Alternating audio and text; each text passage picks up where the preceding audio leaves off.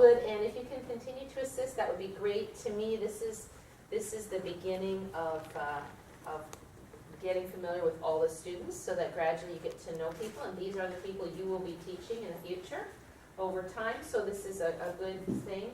And I think about what you're doing right now is enough. I mean, some of you have done some arm adjustments and some hip adjustments, and that's just fine if you feel comfortable with that. But I think for now I'd like to stay there because I don't want to spend another class on assisting just now. So I think that would be good. In terms of the sequencing, did you get the syllabus that I sent you?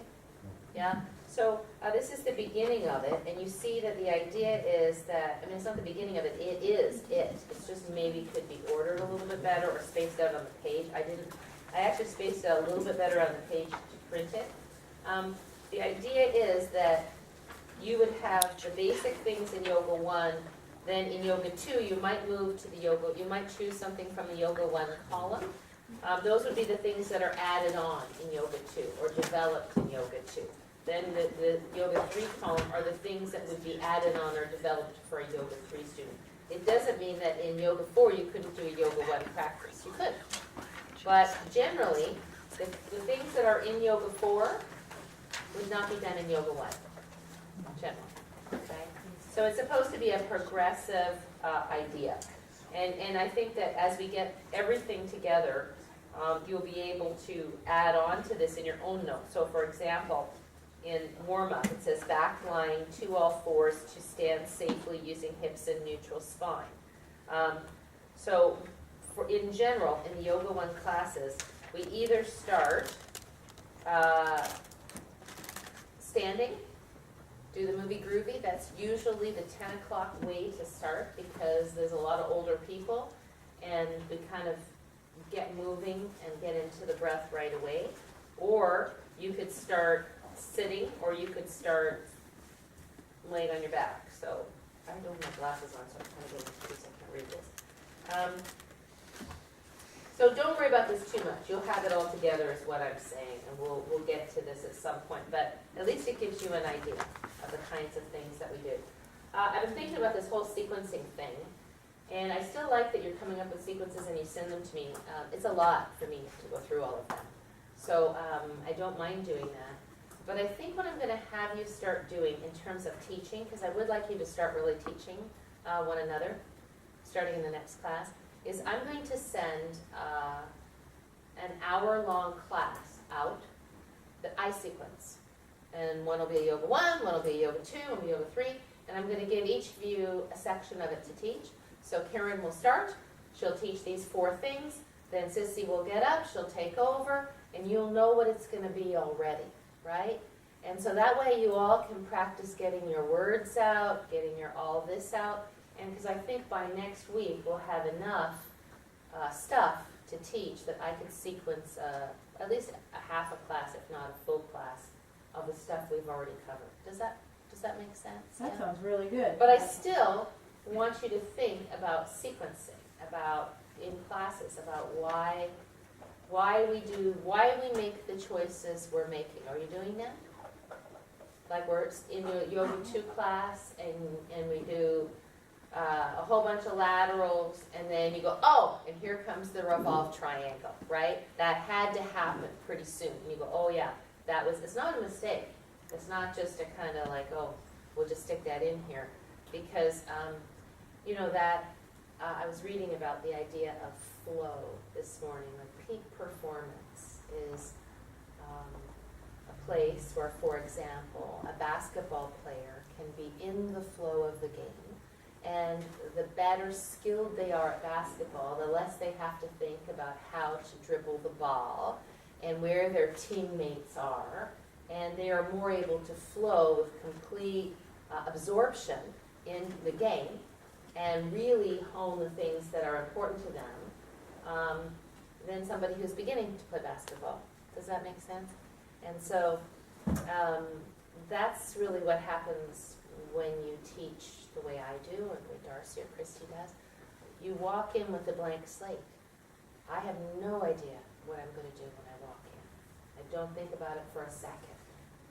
And then you see your group, and you start to formulate an idea, and as you start to warm up, things start to gel in your head, and then you put those things together, and you know, okay, well, if I've done this, then I'm going to do that, and you don't even really think about it, it's just embedded. Does that make sense? Yeah, I think it makes sense, but that's the area that I feel weakest at right now. Right. And I was wondering if there was a particular lesson or a class that we had that addressed it, and I didn't fully understand it maybe as well as I might be better now to. I didn't know which one to go back to rewatch or redo. But that's where, I mean, that's what I love most about the classes here, is that it all makes sense. Right. I don't understand the verbiage as to why it always makes sense or why it's the right thing, and that's what I'm missing. And you are all missing that, not just you. I'm missing it too. I'm missing it too. But you do it innately. See, and that's, I think, Not as good as Audrey does it. I mean, that's the thing. It's a progression. It's a long time. And that's where I was going to go, Suzanne, is that we have to really be patient here. I think if anything you've learned in this amount of time we spent together is there's a lot to know. So, like, we're kind of going a little bit, we're dipping our finger into many different pots here. Into the anatomy of a pose, into how to put your hands on somebody, into how to say the pose. So we just have to trust that all of these things come together at some point, and they do. So that's why I wanted to next week start, now that we'll have enough components, just having the first hour be a class that is taught by people back to back. Because it doesn't even matter then if you understand why it was sequenced that way, you're having to think about that. All you have to do is think about teaching your part in a way that benefits the group, right? And so if we do that for a while, and I'm hoping that you're doing that with your study buddy, practicing teaching like that, then at least the nerves about the talking go away, and the language starts to get better. We start to feel more facile with describing how to take your arm up instead of just saying arm up, right? Which wouldn't be horrible in some instances, but it's a little bit of a journey. So today, Kim has a little bit of a sequence around crescent pose. She's going to teach that. And I still would like you to work on that sequence idea I gave you. Which was that sequence idea? The crescent. We did The last one. The second one was crescent, It was let's the give out 20 the third one. Yeah, A yoga too. 20 minutes of a yoga 2 that includes crescent pose. And it could have up and down, right? It could have up and down. So, Up and down. right? Yeah, it wasn't So there should have been, you should have done 3 sequences by now, right? Yeah. And it doesn't matter if they're all done or not. Look, that's, I think, again, I'm trying to make it really easy. When you get to it, get to it. Because those are the things you have to be able to do. And do you read my notes afterwards? So then hopefully it makes sense, because I'm trying to say not, oh, A+ or D-, but just say, yeah, that could work, and what about this? Because when I read it, I'm thinking about saying it myself. How would that work if I was saying it myself, if I was using it in my class? And so don't take anything I say as a criticism of you, it's not. This is how it works, it's, that's how it works. Yeah? All right, good. Oh, I have one more question. Is there a reference we can go to that will tell us what exactly the pose is a counter for other poses and what it's doing? That's what we're doing in our classes. So that's just like, we just have to, kind of like osmosis get it? No, you have to listen to what we talk about in the classes. Yeah. But you don't always say this, Well, and you know what? Because, Pat, I'll tell you why. Because there's no pose that counters the pose. I don't like you to think like that. It's movements that move in opposite directions to that. Does that make sense? So, and I think this is the thing that's kind of, I'm trying to help you to feel, is that there's no book that tells you how to do this. After you do triangle, make sure you do revolve triangle. After you do crescent, make sure you do hamstring stretch. It's saying, what we're saying is listen in class, see how the bodies move. How did I do it? I wrote down, I can show you notebooks stacked this high. Every single person's class I went to. I sat down afterwards, I wrote those classes down. Nobody gave me a book, nobody gave me a syllabus, nothing. And then I sensed it out myself. So don't have a feeling that there's some magic book out there. There is not. But, I mean, this kind of gives you that idea. You know, it kind of gives you, these are the things that we do. I mean, these are the elements.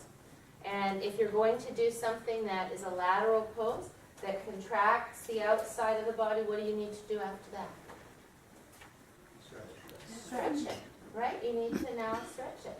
And so that's why you're doing this. You just made my point, thank you. That's why we're doing the sequencing. So you can go, oh, I put this with this with this, and I go, well, you know, you could do that, but then you've been over that leg for a very long time, or something like that. Does that make sense to you? Yeah. But don't go to your classes. They pick one class a week that maybe you're a student in, and now be awake in your class, you know? Does that make sense to you? I think for me, it's personal practice too. This is where you have to feel it. And you go, okay, after I do this, I want to do this. Right. Yeah. After I do that, now I kind of want to go this way. Right. You may not know why yet, but you can feel it. Yeah. Yeah. I'm always amazed, and you know, I'm sorry, I just, like, for example, the 8:30 class on Monday, Wednesday, Friday. A lot of those people have been practicing for 10 years. And if I say, okay, somebody comes to the door, so I say, okay, go ahead, continue, they stand there like this. And I'm like, have you been here for 10 years? Is it, like, I just don't know. I think that people sometimes come in and they go through the motions asleep for years and years and years, you know? Because they're following along their exercise routine. But sometimes you want us to be in a pose long, because then you go, was that too long? And so then, because I'm like, I'm not moving until you tell me to. Even though I know what should come next. No, I'm not talking about staying in the pose. Oh. I'm talking about just stopping and waiting, Oh, you know? okay. And I, yes, sorry, Lisa. I don't want to interrupt. No, okay.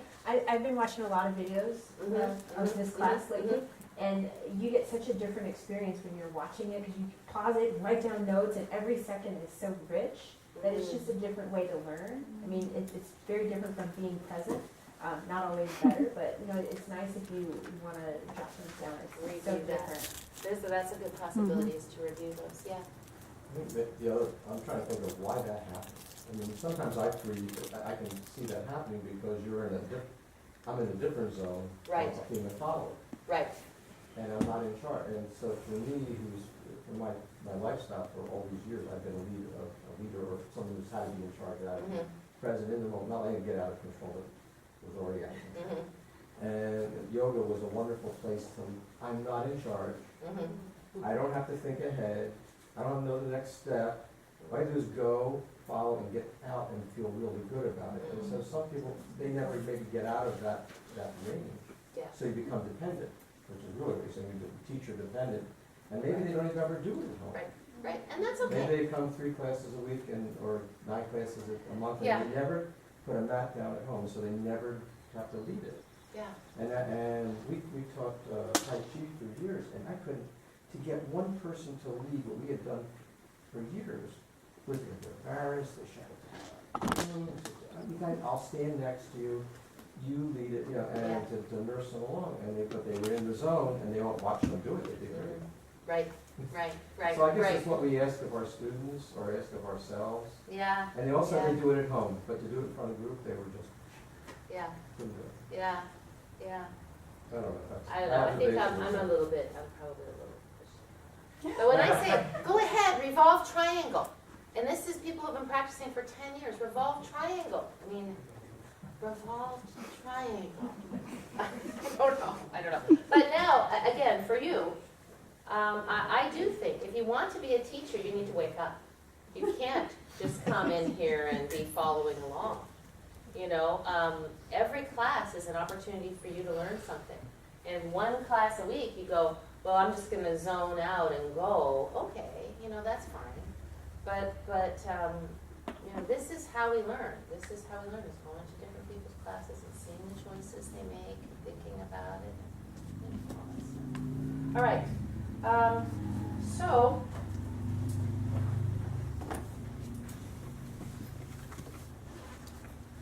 How about we have, Kim, we'll do her secret. All Alright, so before this, we would have done a regular warm-up, wrists and ankles and movie groovy and some spider and some inversions. And then we would go into this crescent sequence, and then we would do a mental break, because there's a lot of movement and thinking in this. So we would take a mental break with some cat, some Chakravrikasana, some child's pose and downward facing dog, and then we would go into the lateral work with some core. So for example, side angle with arms extended for core, and then trying to take your weight off of the triangle a little bit. And then we would go take another little mental break, and then follow that with the floor work and a little bit of centered core, because this would have been lateral core. So then do some centered core and then Tadasana. So what I was going to teach today is the crescent sequence. Everybody got that? So I think what we'll do just to warm up and find our breath is we'll start with a couple of half sun salutations. So let's find ourselves in Tadasana. Bring your feet in alignment with each other. Center the feet in line with about 2 to 3 inches apart. Find your hip alignment, your pelvis lying straight over your feet, not forward, not backwards, and then shoulders up back. Okay, let's bring our hands to our hearts and just take a couple breaths, expanding the chest. Inhale, and bringing the big sternum in for the exhale.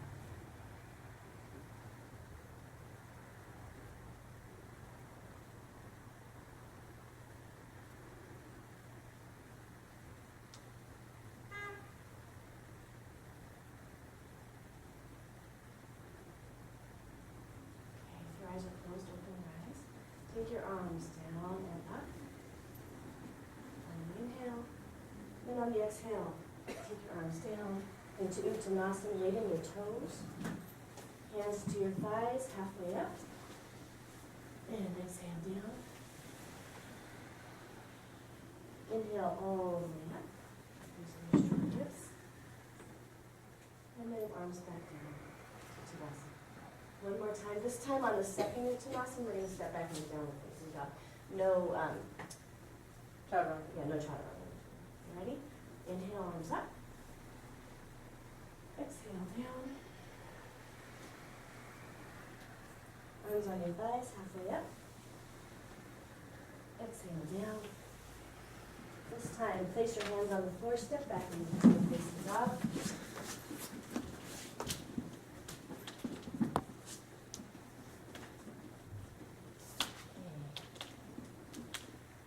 On an inhale, raise your right leg up into three-legged dog. Feel the extension from your hand all the way through your Barbie foot. On an inhale, raise up on your left toe. And on the exhale, bring that foot forward into high lunge.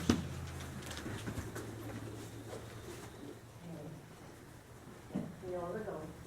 So go ahead and bring your right hand onto your right hip. The right hip, please. Feel your hips level.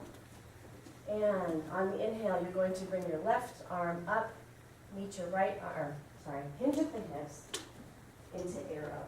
So you can hinge at the hips, come up at the angle, arms back, and hinge into arrow.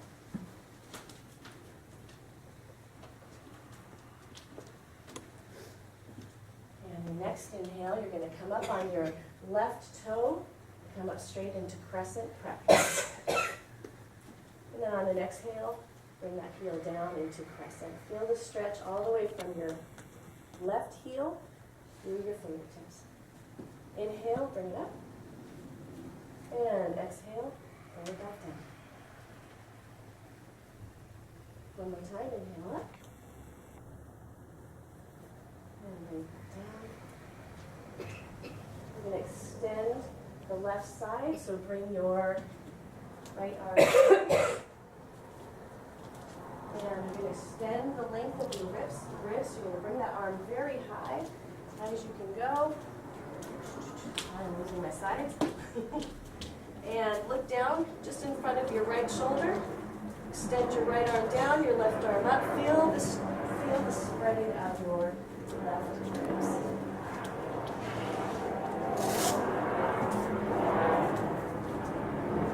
Bring your right arm up so that your left arm down. Hinge at the hips on the exhale, come back down.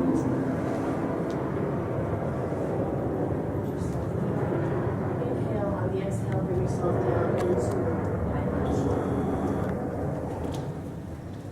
Use this moment to check your feet.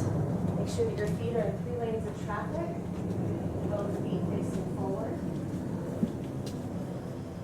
And we're going to extend the right leg, going into Parsvottanasana, hamstring stretch. So get your blocks where you need them to be. Now on an exhale, straighten your right leg into Parsvottanasana. And exhale, release it by bending that front knee. And back into Parsvottanasana on the exhale.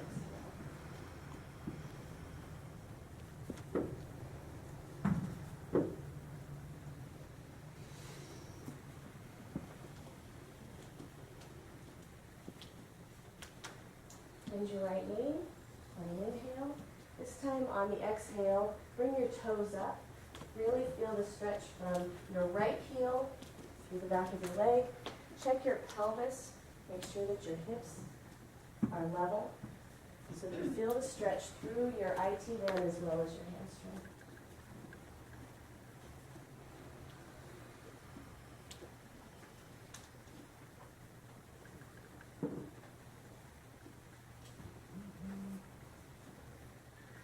Inhale, bring that foot forward, go back into your high lunge.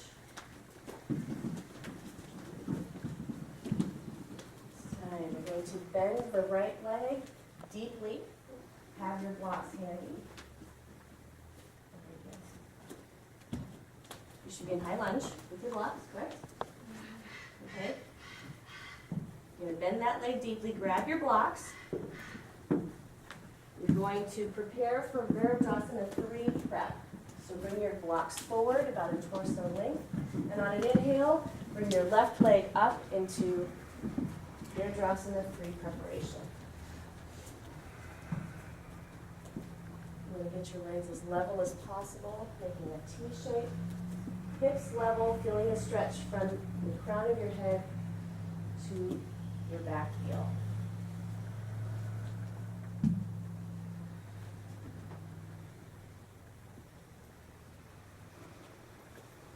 Inhale, bend that right leg.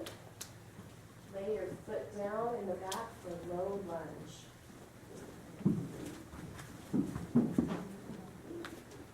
Low lunge, so sorry. You're in Virabhadrasana 3 prep. Raise your knee, and you lay down into low lunge. And you should be here with a strong, am I on the wrong foot? Yeah, wrong foot, but that's the idea. It's a low lunge. Low lunge meaning no blocks or low lunge? Low lunge What's the with your difference blocks. between, Depends on you, but probably. what's the difference between lunge, just regular? I don't know the difference, sorry. High lunge, sorry, you guys okay staying in low lunge while I'm talking? Okay, Lower? so you have right foot forward. High lunge is like crescent preparation. You're a little bit higher up on your toe, your feet are a little closer together.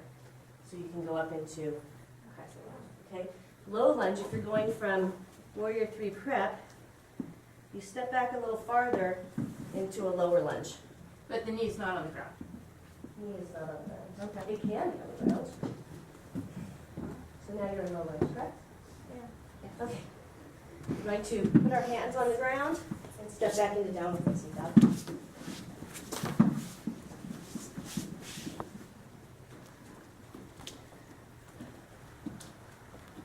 a few breaths there. Feel like you could do the same thing on the other side? Or do you want to take a break? You can? So from downward facing dog, take your left leg up and back for three-legged downward facing dog. Feel the extension from the from the hands all the way through your Barbie foot. On an inhale, come up on your right toe. Exhale, bring that foot forward into high lunge. Left foot forward. High lunge, left foot forward. You got it? Check your 3 lanes of traffic. Make sure your feet have space in between them and they're both facing forward. Then take your left hand onto your left hip crease. Okay, feel that your hips are in line with each other. And then you're going to bring your arms up and your torso up, hinging at the hips into arrow. I'm going to move, so don't follow me. Okay. On the next inhale, raise your arms up, come onto your back toe for crescent prep. And then on the exhale, sink back into your back leg, into crescent. Inhale, come back on that back toe.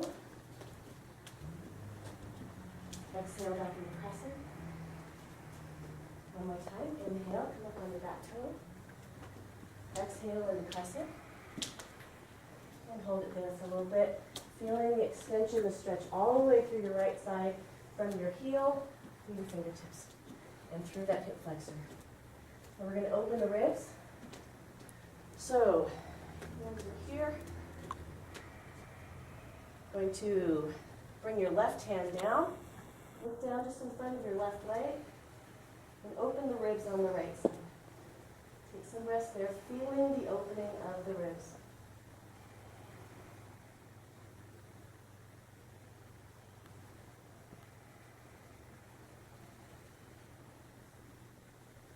And bring the right hand down, face forward again.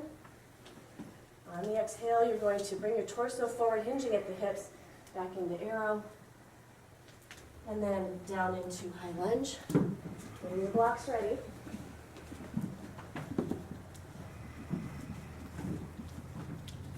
Have your blocks ready. We're going to bend that front leg deeply. We're going to come up on the back toe, move our blocks forward a torso's distance into Virabhadrasana 3 preparation. And check to make sure your hands are underneath your shoulders. Your hips are stacked over your knees and your ankle. And ideally there would be a tabletop from your shoulders to the back of your foot, through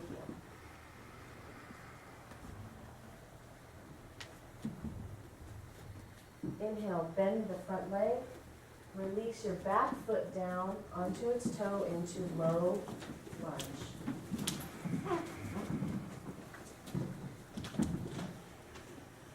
You should feel a stretch there in your hip flexor as well. Okay, we're going to place our hands on the floor and then step back into downward facing dog.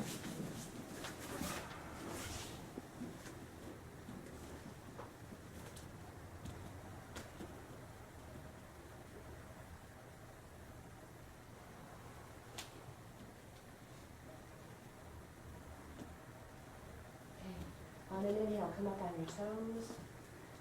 Exhale, step forward into Uttanasana.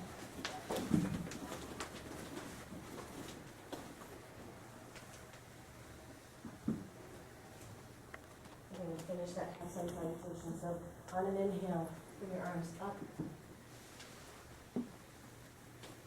Exhale, bring them down and back to the center. Thank you.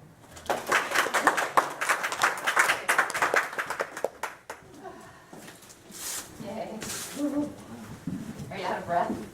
That's a lot. Oh, thanks. Yeah.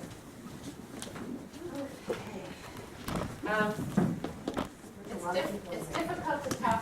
It's difficult to talk in front of your peers. There's no doubt. Oh, talk. Just to direct your peers. It's difficult to do that because it's completely different than a group of students because they don't know.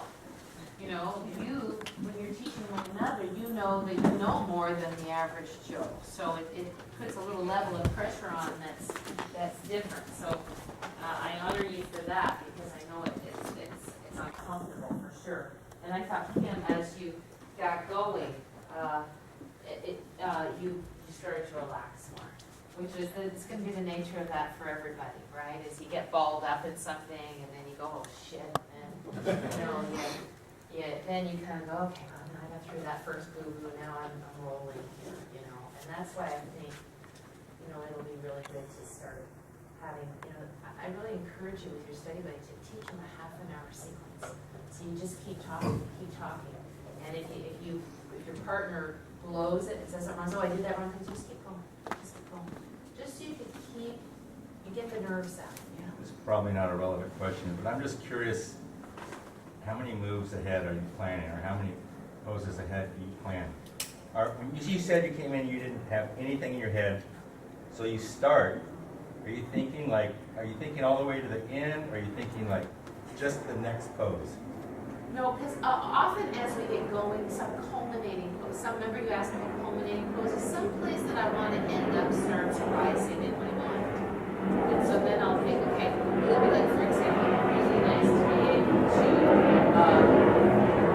do bridge pose today. So if I'm going to do bridge pose with this yoga 3 group, I'm going to make sure I get things in and open the front body, then open the chest, and then bring that in. So, and you don't have to worry about coming in with nothing in the beginning. You can come in with your little cheat sheet, your list of poses, and a lot of people do that.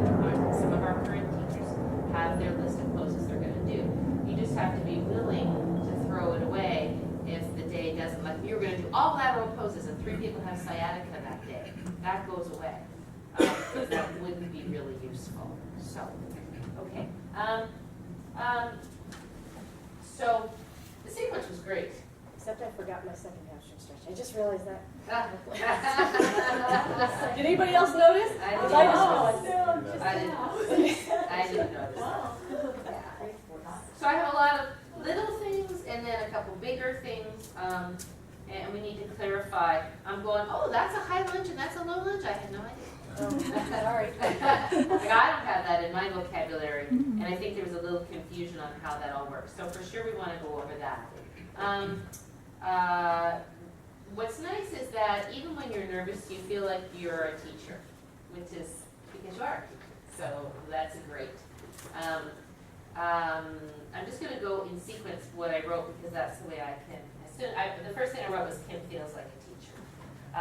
And then I put, and as a teacher, her posture needs to change. Because as you were standing there, did you get that on the camera? Yeah. I want you to watch. Right. Yeah, no, but it's important. That's, Teaching people to keep their hips back over their ankles, and you're literally this far forward, right? With your hips forward and your back arch, weight to the toes. So that needs to be something that you work on in your own alignment. And if you look at that, I think it will be abundantly clear. And that's just, we all have postural habits, right? Every single one of us. So we need to embody what we're saying, and sometimes we just can't feel it. So watching, really good. Didn't you say, Jeff, that you videoed some things that you were practicing? I did. It was a little horrifying, but It was horrifying, but it was great. Yeah. I think now we all have video cameras on our phones. You can video one another so that you can look at your own practice and say, am I doing what I think I'm doing? Because we all do that, So that's a great tool. Just little things like you said, put your hands on your thighs to come halfway up. It should be on your shins or fingertips to the floor. I felt like the language was not super rich. It was like, bring your arm here. Let's go up. Let's go down. You said inhale your leg back up, that would be an exhale. These are all little minor things, but a lot of your inhales and exhales were correct. Most of them, 99% of them were right on. You might reverse the direction, say the breath first and then the direction. Inhale, step the left leg back, or whatever. Inhale, reach. That's why I wrote it. Right. Well, you're nervous, right? And I think that also if you give the pose, like if you're trying to get them in the position to go to Warrior 3 Prep, but especially with the Yoga 3 group, if you said, we're going to Yoga 3 Prep next, then they would kind of already know what you're meaning when you're trying to get them in a position with their props. Okay, so let's go to Warrior 3 Prep, make sure you have your blocks ready to go, And then that way, they have a picture in their mind already of where you're going. If you're just getting them set in a position, then that's almost like you're trying to teach them something that they don't know. So it's always nice to kind of call out, and I don't always do that. I might, but if you can do that, it's helpful.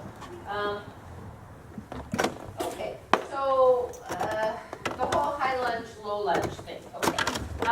If I step forward from down dog and I want to come to arrow, I'm actually in a shorter stance than a high lunge position. The only time I have a high lunge in my mind, in the way I teach, which would not mean you couldn't evolve your own way of saying this. Like Allison has proposal position, right?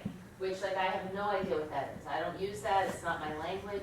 It's fine. Everybody in her class says, oh, that's proposal position. I go, oh, okay. It's good for me. So it's not horrible, but we don't, as long as it doesn't contradict something that we're doing. So revolved high lunge, for me, this is a high lunge, where your hands are either on blocks because you can't get this, you can't get this low. That's fine. But the back hip is in extension.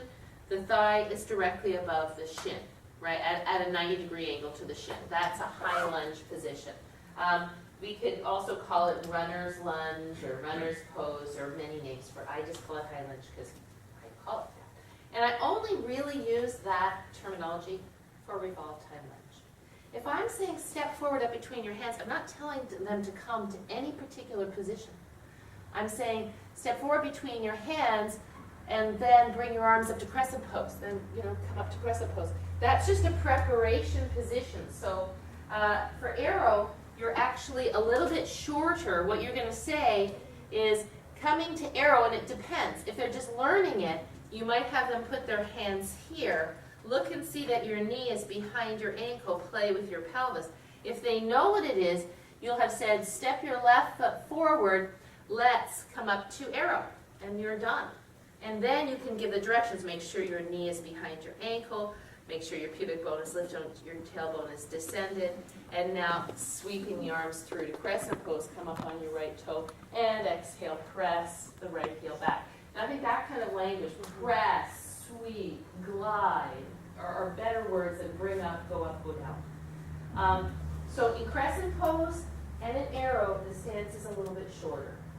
We get a little bit longer in revolve namaste, which is kind of a no hands high lunge. Does that make sense? But I notice a lot of you use come to high lunge position. Let's maybe try to leave that out. Because you don't really have to say that. You're just stepping forward, bend your knee, and then go to whatever it is you're going to. Otherwise, they think that's a thing. That's not a thing. It's just the transition between going and leaving. Does that make sense? What is called when they do, when you have, you're in a, and this is going way back? I call that kneeling crescent pose. Yeah, because it's sort of the same thing.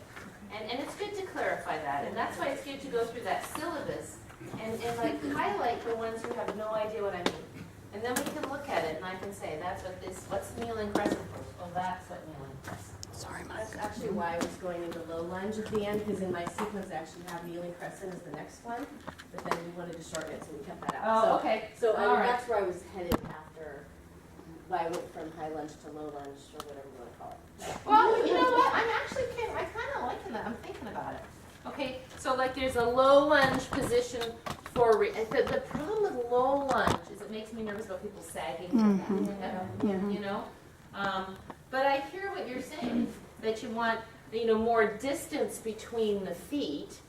But I wouldn't say low lunge, unless I said like, move your foot over to the side, and now we're going inside the leg in lunge.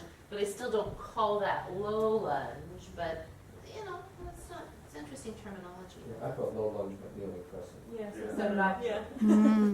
I mean, that's, Yeah, because fair especially said bend your knee further, and I couldn't bend my knee and my front knee, I couldn't bend any further, it was at Right. 90 degrees. So I figured, well, the only knee I got left to bend further. So I went down on my knees Yeah. because I was Yeah. trying to be compliant, yeah. The next was to go from here to lower the knee to the front of the patella, and where you left and say. to the Kneeling top. onto nails, and then Yeah. and then back down, and then back down. Well, that's what I That would said. have been, Yeah, yeah, yeah. sorry we cut And that then I was out. gonna go back and. Yeah, well, then I got it, right? All right, okay, all right, okay. I did understand. I think there was a lot of stuff about where to put their blocks. The only time you really have to tell them where to put their blocks is at the beginning, like we're gonna be doing, a crescent post sequence, so make sure you have your blocks available at that age, at that group, at that level, right?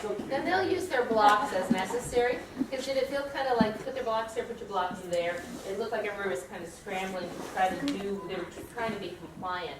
And then you would for sure say, walk the blocks forward for Virabhadrasana 3 preparation. And then you said, like, ideally, your back would be a T. What I'd like to hear you describe is how to get your back to a T. Because we're in that pose, it's not like it's an ideal thing to look for down the road. You can make it happen here, right now. So how can you help your back to be in a T shape from the top of your head to your toes? Well, weight to the standing heel, bend the standing knee. Because I'll get up there and I'll say, so if we want to be in a T, and the leg is straight, and the pelvis is tucked, and this is down. This isn't a T, is it? So we have to bend the standing leg first enough that we can get that back leg nice and straight. And if our blocks are too low or too close, then this isn't a T. So we have to extend the spine. So in a cueing situation where you're not teaching it, you would say, bend the standing leg enough, put your weight in your heel, enough that you can get your back leg parallel to the floor. Make sure your blocks are far enough forward and high enough that you can bring your torso parallel to the floor, and then you'll be in a T shape. And that's the intention here. One of my thoughts during that one, because I thought of that, and then I thought, how long can I leave them up there? You know, because it's very different when you're in it, and you're like, okay, I'm gonna, this is, you know, because that's a tough pose to stay in for very long, so. Yeah, no, it is, yeah, and that's why getting your words out a little efficiently is kind of good. And assuming that at this level they know. I think you gave them a little bit too much detail. I love when you said if you get your pelvis level in your hamstring stretch, you'll access your IT band. That was great. I love how you mentioned the 3 lanes of traffic. At some points you were saying feel the da-da-da, which was great language.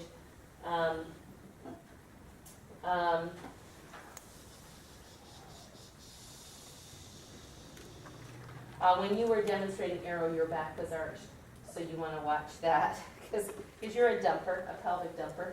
I'm a pelvic dumper too. I would as much as possible not turn your back to them to demonstrate. Face them and mirror them, because you're kind of turning around and looking over your shoulder and talking over here. Face them as much as you can. Unless you're trying to demonstrate, like say you turn around because you're trying to show them something in your back, right? If I want to show them not to do this, but to do this, then I'm going to have to turn around so they can see my hands.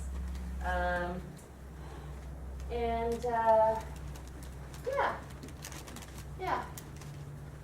Did you feel like it was just wordy because of nerves?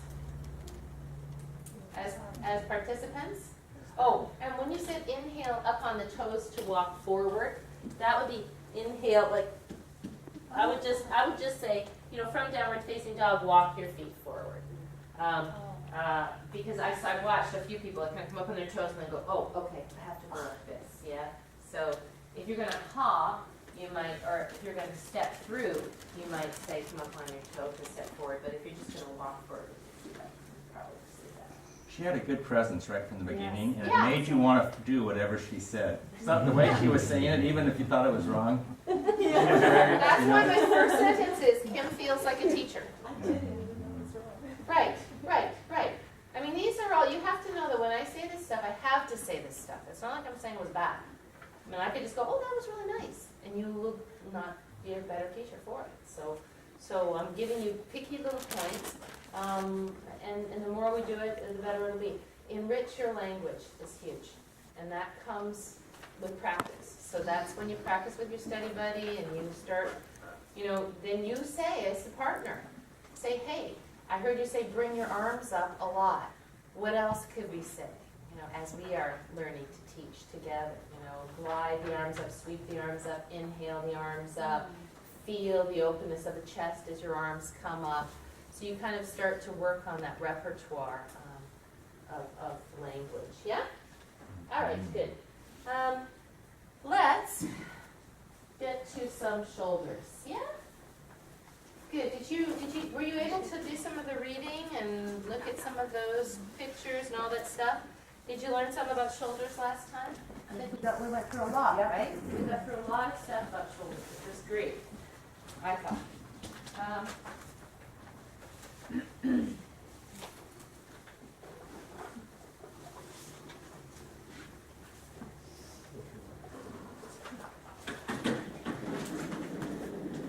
So somebody come and show me where your xiphoid process sits. Let's all stand up to make this clear. Xiphoid process. Yay, good. Does everybody know that? All right, good. Don, show me where your chromium process is.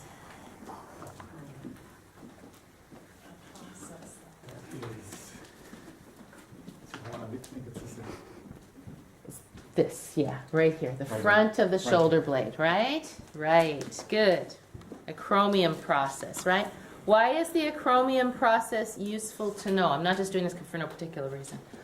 Why is it useful to know where the acromion process is? Because if people have problems in the shoulder, they can't lift, and that's right. It's integral to be able to lift your arm. And when you wrap, you have to go around it That's to a get good that point. extension. That's the point, yeah, yeah. If they have frozen shoulder, it's not about the acromion process, Okay. it's about the soft tissue. But it's important to know because it has to do with wrapping. Remember we talked about, what's the rhythm of your shoulder called? Glenohumeral rhythm. So for the arm to be able to come around here, right? And get around, and he can't because he's pinned. Get around and up. He has to be able to come around this roof of the shoulder. Go ahead, put your hand on your arm, find your acromion process. Take your arm to shoulder height. Now take it higher. Do you feel the bone starting to hit the roof of the shoulder? Keep going, keep going. Now you really feel it hitting the roof of the shoulder. From here, turn the thumb back. Feel the arm bone come around the roof of the shoulder and lift up, right? So the only way to get the arm up safely, if you just do this, go ahead, do it. You can feel the bone hitting the acromion process, right? Soon as you rotate and lift up, right? So that's why we want to know where that is, yeah? All right. Can you point again to the xiphoid process? Sure. Bottom of the sternum. Why is it important to know where your xiphoid process is? 13 inches. Yeah, for the 13 inches. I was thinking, maybe we should start, I'm trying to think of language, since you're all going to be learning this, we're all going to try to use a common language. Maybe that's embarrassing. I don't know, somebody said, well, that's kind of embarrassing. I went, I don't know. But maybe we should call it the bungee cord. Would that be better? This is your bungee cord right here, from here to here. You don't want your bungee cord to be slack. You want it to be taut. Does that make sense? Yeah, but people will think there's a cord There is. There's the line of your, what connects from your sternum to your pubic bone? In a line. Rectus abdominis, yeah? So the 6-pack of muscles. So the rectus abdominis is, in a sense, your bungee cord right here. But a bungee cord doesn't have the same properties as the rectus abdominis, so it's kind of weak. Is the concern you have is because some people are not 13 inches from here to here because their belly protrudes? Is that That's the not concern? what I heard. Oh, no, I'm not, what did you? I'm not- Somebody told me it's because men's penises, they call it their 10 inches or something. And so when you say it's your 13 inches, it has a vaguely something, something. You said 6 inches. I'm telling you. I don't want to brag, but we don't call it that. I'm not going to tell you who I had this discussion with. It was not my husband. Or anybody I know. So I don't know. Like I didn't really think of it like that, and then somebody brought that up to me, and I went, "Wow, I guess I don't think like that." So I just say sternum to waist. So I don't say xiphoid process. Sternum, because I mean it's kind of a soft cartilage. it's definitely Sternum not to your waist. waist. Yeah, It's Well, definitely it's not. No, very your waist close. is here. Sternum to No. pubic No, bone. it is Well, This see, is my your waist waist. is- Your yeah, waist. Here's my pelvis. This is the language we use at Camera Yoga. Yeah. This is your waist, where your belly button is, where your hips are. If you say put your hands on your waist is where it narrows in here. We really don't want to use waist because we don't want people to move from the waist. We want to use sternum to pubic bone because that's a whole different thing. This hinge point is really different than hinging at your waist. For sure. So I would like to not use the word waist because it's incorrect. This is your waist.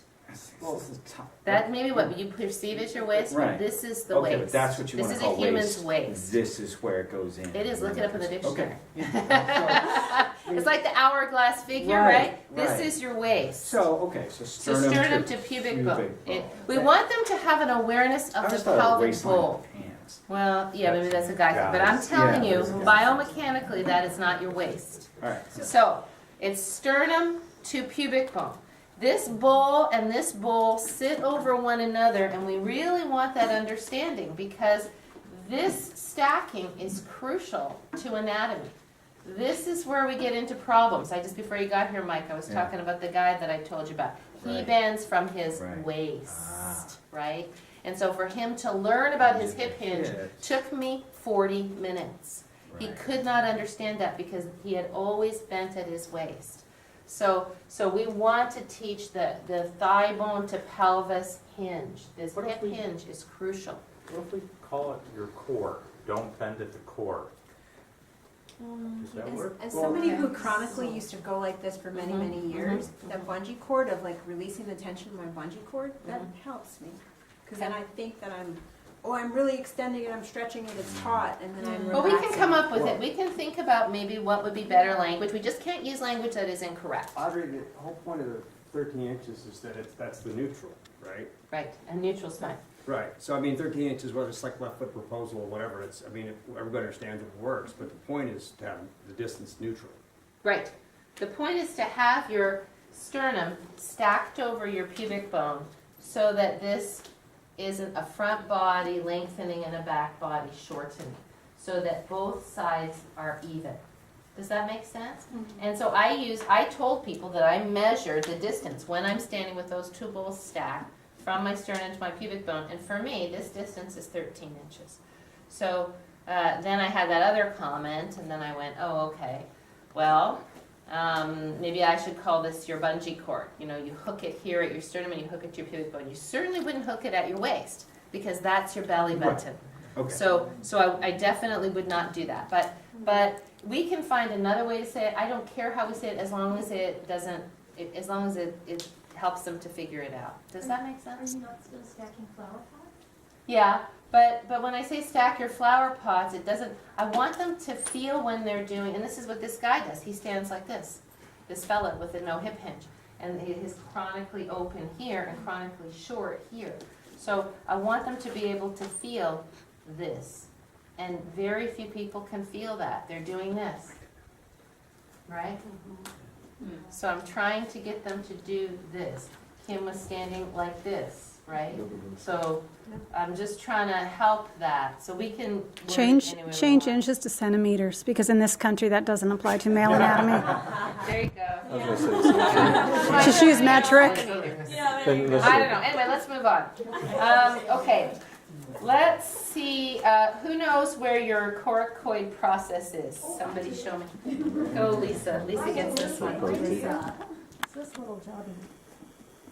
Right? Yes, it is the crow's beak, the front part, thank you, of your shoulder blade, right? And why is that important? What connects, what two important things in yoga connect to the coracoid process? The what? Collarbone and scapula. Well, the collarbone is here, and your whole, this is part of your scapula, you're right. But what muscles connect? Teres minor, and I think to the coracoid. Teres major. Oh, where's Pectoralis Anthony minor, and Minor and teres minor. we talked about it last week. Supination, pronation, short head of the bicep, That's it. right? Right, remember? This is really important. And then minor. Because that's why we get a lot of scapular elevation. It's because we're always doing things like this, right? When the short head of the bicep is doing all your work, which is just the nature of life, it pulls on the coracoid process and starts to pull the shoulder up and forward. Similarly, when we have actions where we're reaching forward a lot, what's the purpose of the pectoralis minor? What's its primary function? Right, shoulder forward and up.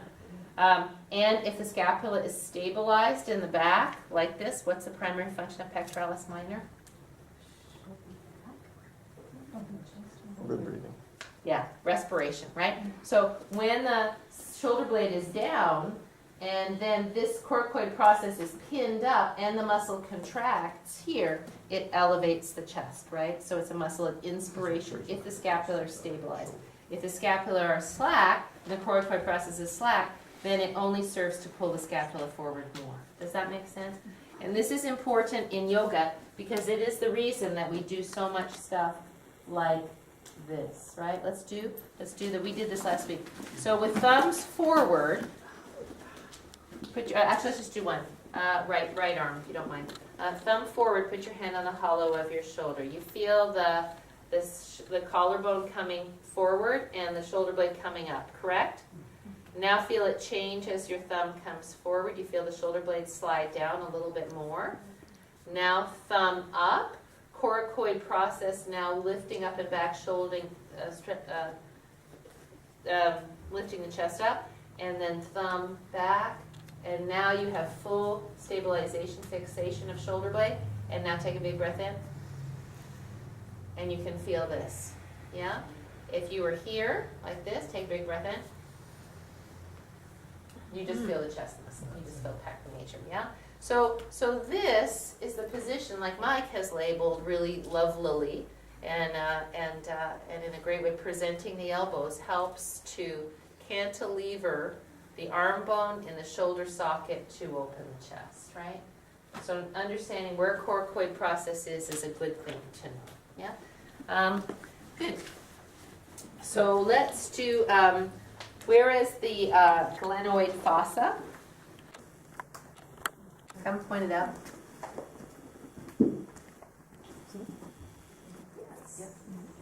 Yeah, it's the shoulder socket. It is the socket of the ball and socket joint. And what's important to know about the shape, thank you, Sissy. What's important to know about the shape of the glenoid fossa? It's shaped like a hair. And why does that affect your glenohumeral rhythm? And what's important to know about that? Right, it's where your humerus wants to sit at the bottom of the pear, right? So if the humerus is sitting up here at the top of the pear, it's going to impinge here, right?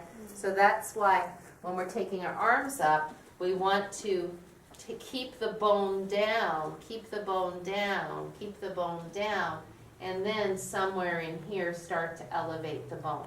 So if you have your arms here, and you take the bone up by lifting the shoulders, then you get more impingement here. Can you feel it? As soon as all of this back structure lifts, all of this front structure lifts. So it doesn't mean you want to keep your shoulders down like in ballet first position, but it means as the arm comes up, you want the bone to stay low in the pear, and then when it needs to, when the shoulder blade starts to bell out, that's when the arm comes down. Did you watch the video by any chance where they had that shoulder blade? I want to get a single shoulder blade and a single arm bone because Mr. Boney is pinned here, right? If he were free, if this were free and it weren't pinned here, when this arm comes up, where would this tip of the shoulder blade go? Over in front. It would go to the side. Oh, there, look, he's doing it. Yay! See how he cleared? Oh wow! Maybe somebody unpinned this. That's great. Look, he can do it now. Now he has good shoulder. Oh wow! It's because he only has one pin now. Pretty soon. But that's exactly. See how the socket follows the arm. The arm follows the socket, right? The problem happens. Oh boy. The ligaments get When Mr. Boney in your class goes to take his arm up and his shoulder blade tip stays pinned here and he's trying to get the arm up, it's not gonna go. It can only go if the shoulder blade can go. Does that make sense? Yes. And so that's Barry, that fella you were looking at that day, who's getting much better. He's getting much better as he's, oh, that's kind of nice. As he's getting just a little looser around the shoulders. At first day he was like this, and Barry's going, and he's going. So his arm wouldn't go because he had the shoulder blade wouldn't allow him to go because the muscles wouldn't allow the shoulder blade to go, right? So I think all of you have experienced that assisting. Like you see somebody's arm and they're kind of like this and you're thinking, well, should I encourage them to get their arm up more or not? And the answer to that in general is unless you know them, no. Because probably, if they're standing there like this, that's a different thing. Or if they're doing this, that's a different thing. Because now they're not getting the idea that they're supposed to extend the arm. But just letting them explore their range of motion is so different than seeing them do this and giving them a correction, right? That's where something is really, really needed. If they're like this, you don't have to say, oh, go like this, because they're in the right general direction. Unless it's your own student in your own class and you know them and you know that they've got a lot more in there and you're just encouraging them to find it. But as you're looking around the room, you're just looking to see that they're in the right general direction. Yeah? Okay. So let's talk about that idea of wrapping the arms. This is your